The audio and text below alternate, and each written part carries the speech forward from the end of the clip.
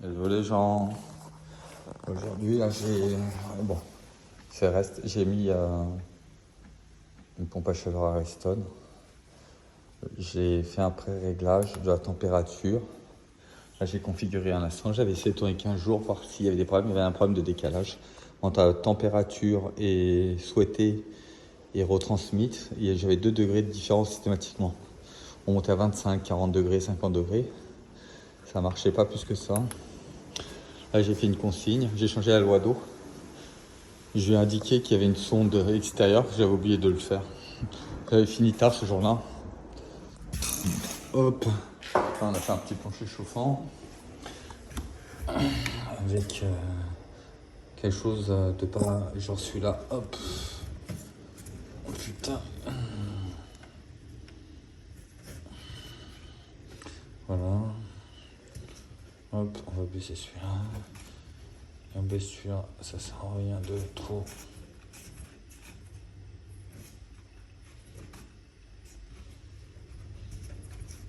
Hop. Faut avoir un truc à peu près. Hop, régler. Après, je viendrai finir parce que j'ai encore pas mal de trucs à faire. Je dois mettre des lavabos. Là, j'ai fini un petit sanitaire, une douche italienne. Douche italienne, lavabo, petite toilette, suspendu. Après, c'est pas moi qui ai fait le carrelage ici. Ici, quand on a fini, le client veut que je mette un lave-main quelque part. Après, c'est un super client, adorable. J'aime beaucoup. Dommage que tous les clients soient pas comme lui. Là, ok. Ici, tac, tac. Là, j'ai mis un ballon thermodynamique de 170 litres. Il tourne depuis une semaine. Il a 55 degrés. Il est que en thermodynamique. Il n'a pas de résistance électrique qui se déclenche. Petit départ de eau chaude, eau froide. Là, j'ai fini de mettre le lavabo à l'instant. Et ici, il y a ma petite pompe à chaleur que j'ai fini il y a 15 jours. Là, j'ai fait une loi d'eau de 7. Avec une courbe de 0,7. Et je lui ai mis un départ maximum de 35 degrés, un minimum de 22. Et là, parce que il chauffait bien, mais pas... Après, il chauffait très bien, mais bon, c'est là pour faire des tests.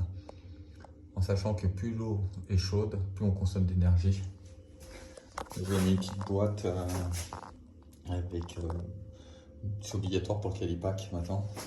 Comme le calorifuge, comme le disconnecteur, le pot à bout. Le filtre à tamis que j'ai mis derrière. J'ai mis un filtre à tamis aussi. Ça, c'est pas obligatoire, mais c'est pour les cycles courts, pour éviter les cycles courts. Et s'il y a du dégivrage, c'est très très très bien. Ici, il y a un frigo qui passe par là. Là, par contre, j'ai le moment. Et on va dehors, jusqu'à dehors, avec le fil d'alimentation pour la résistance électrique et l'alimentation de la pompe à chaleur côté unité extérieure, fil de commande en 5 fils là, il me semble, je ne vais pas dire de bêtises, 4 ou 5 fils.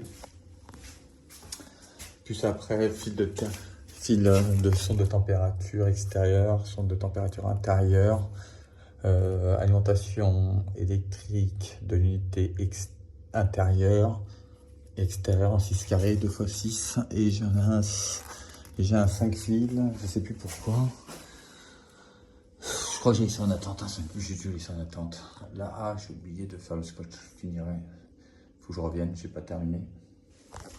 Et voilà. Ok, petit chantier sympathique. Il me reste un inhibiteur de corrosion à mettre. J'attends encore 2-3 jours minimum. Et après, je remettrai un inhibiteur de corrosion. Parce que là, j'ai un produit dans le plancher chauffant et je veux conserver un maximum. Voilà. J'espère que ça plaît et que c'est joli. Moi, perso, ça me plaît grave. Cette installation, c'est une des installations qui me plaît le plus.